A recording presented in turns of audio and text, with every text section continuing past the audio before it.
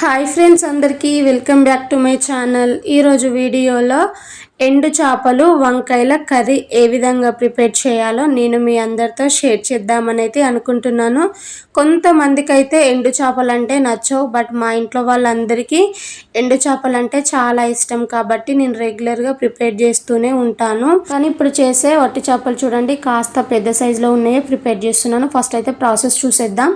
ఇక్కడ వచ్చేసి అయితే 1/2 kg వంకాయలు తీసుకున్నాను. చిన్న ముక్కల్లాగా కట్ చేసి సాల్ట్ వాటర్లో వేసి అయితే వీటిని పక్కన పెట్టేసుకున్నాను.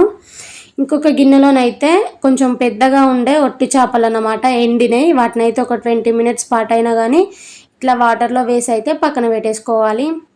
ఇక్కడ వచ్చేసి 5-6 గల పచ్చిమిర్చి చీలికలు అయితే ఇట్లా పొడుగ్గా కట్ చేసి పక్కన పెట్టేశాను. 2 మీడియం సైజ్ ఆనియన్స్ చిన్నగా కట్ చేసి తీసుకున్నాను.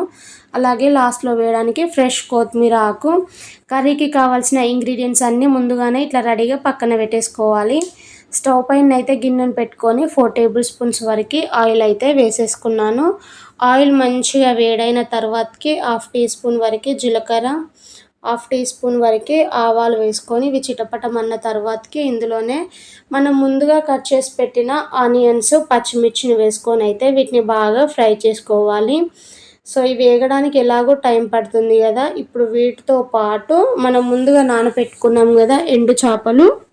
సో ఎండు చేపలను కూడా వాటర్ ఏం లేకుండానైతే ఇందులోకైతే యాడ్ చేసుకోవాలి. సో మీరు ఈ పెద్ద సైజు వట్టి చేపలనే కాదండి, రొయ్యలు తీసుకున్నా కానీ, చిన్న సైజు ఒట్టి చేపలు తీసుకున్నా కానీ సేమ్ ఈ ప్రాసెస్లో చేశారంటే టేస్ట్ అనేది చాలా బాగుంటుంది. సో చూసిల్లా నేనైతే ఒట్టి చేపలు అయితే వాటర్ ఏం లేకుండా ఇందులోకి యాడ్ చేసుకొని అయితే పోపు అంతా పట్టేలాగా మంచిగా మిక్స్ చేసేసి, ఇప్పుడు చేపలు అనేవి పచ్చివాసన పోయి మంచి ఆయిల్లో ఫ్రై కావాలన్నమాట. ఇవి ఫ్రై కావడానికి కాస్త టైమే పడుతుంది, 5-6 నిమిషాల పాటు అయినా టైం పడుతుంది. అయినా కానీ నిదానంగా వీటిని వేయించుకోవాలి. సో చూసిల్లా 5-6 నిమిషాల తర్వాతకి మనకి ఒట్టి చేపల కలర్ చేంజ్ అయింది, మనకి లైట్గా ఫ్రై అయి ఉంటుంది. ఇట్లా ఫ్రై అయితే సరిపోతుంది. ఇప్పుడు ఇందులోకి 1 tablespoon వరకు అల్లం వెల్లుల్లి పేస్ట్, 1/2 tablespoon వరకు పసుపు వేసుకొని అల్లం వెల్లుల్లి పేస్ట్ పచ్చి వాసన పోయేంత వరకు బాగా ఫ్రై చేసుకోవాలి. ఒక 2 నిమిషాల పాటు అయినా ఫ్రై చేసుకున్నామంటే సరిపోతుంది. ఇప్పుడు మనం ముందుగా వంకాయలు అయితే కట్ చేసి సాల్ట్ వాటర్లో వేసాం కదా, వంకాయ ముక్కలు అయితే వాటర్ ఏం లేకుండానైతే ముక్కలను అయితే ఇందులోకి యాడ్ చేసుకోవాలి. వంకాయ ఎప్పుడైనా మరీ పెద్దగా పొడుగ్గా కట్ చేయకుండా ఇట్లా చిన్న ముక్కలాగా కట్ చేసి వేసామంటే మనకి తొందరగా మగ్గిపోతుంది అన్నమాట. నేను ఇంట్లో ఎప్పుడు వంకాయ ప్రిపేర్ చేసినా కానీ ఇట్లా చిన్నగా కట్ చేసి అయితే వేస్తాను. వంకాయ వేసిన తర్వాతకి మంచిగా ఆయిల్ పట్టేలాగా ఒకసారి మంచిగా మిక్స్ చేసేసి ఇప్పుడు దీనిపైనుంచి మూతను పెట్టుకొని అయితే 5-6 నిమిషాల పాటు అయినా కానీ వంకాయని అయితే మంచిగా మగ్గించేసుకోవాలి. సిమ్లోనే పెట్టుకొని నిదానంగానైనా కానీ వీటిని మంచిగా మగ్గించాలి. 5-6 నిమిషాల తర్వాతకైతే చూసిల్లా మనకి చేపలు కూడా కాస్త ఇంకాస్త వేగుతాయి, ప్లస్ వంకాయలు కూడా మంచిగా మగ్గిపోయాయి అన్నమాట. ఇప్పుడు ఈ టైంలోనే టేస్ట్కి తగ్గట్టు సాల్ట్ని అయితే వేసేసుకుందాము. ఆల్రెడీ మనం వంకాయలు కట్ చేసి సాల్ట్ వాటర్లో వేసాం కాబట్టి ఇప్పుడు సాల్ట్ అనేది కాస్త చూసి వేసుకోండి. అలాగే 1 tablespoon వరకు ఎండుకారం అయితే వేసుకుంటున్నాము.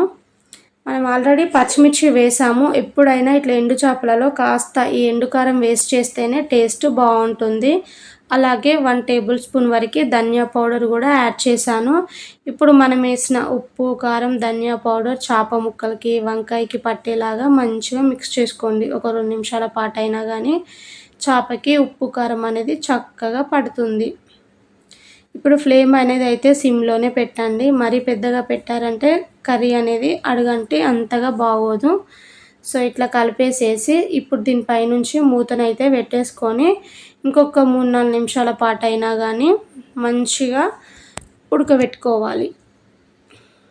సో చూసిలా మూతనైతే పెట్టేసి ఇంకొక 3-4 నిమిషాల పాటు అయినా ఉడికించేసుకోవాలి.